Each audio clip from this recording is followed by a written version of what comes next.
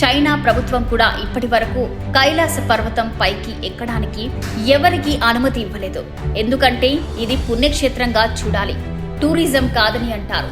మంచుతో నిండిన ఈ పర్వతంపై సూర్యకిరణాలు పడి బంగారంలో మెరిసిపోయే ఆ పర్వతాన్ని చూడటానికి రెండు కళ్ళు చాలు. అందంతో పాటు ఆధ్యాత్మికతను కలిగించే ఈ పర్వతం గురించి ఎన్నో రహస్యాలు నేటికి అలాగే ఉన్నాయి. కైలాస పర్వతం దగ్గర మానస సరోవర్, రాక్షస తాల్ అనే రెండు అందమైన సరస్సులు ఉన్నాయి. ఇక మానస సరోవరం 14,950 అడుగుల ఎత్తులో ఉంటుంది.